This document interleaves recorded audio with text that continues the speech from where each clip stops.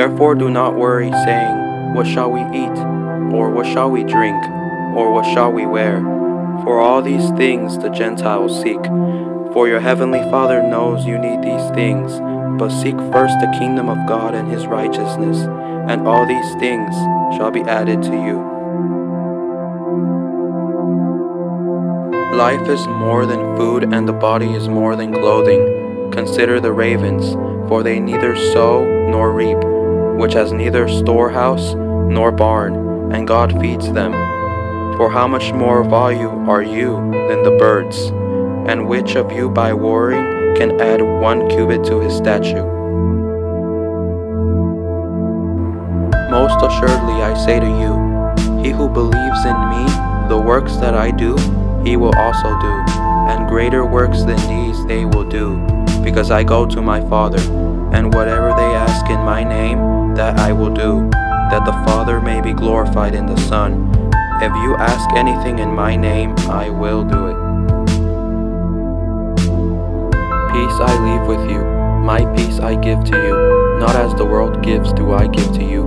Let not your heart be troubled, neither let it be afraid.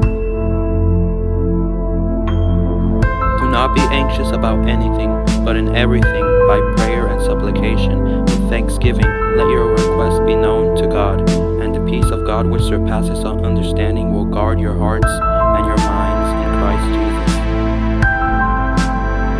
And cast all your anxieties upon him, because he cares for you. Anxiety in a man's heart weighs him down.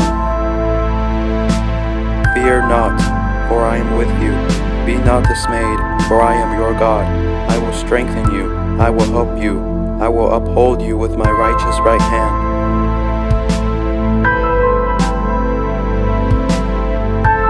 When I am afraid, I put my trust in you. With God, all things are possible. Have I not commanded you?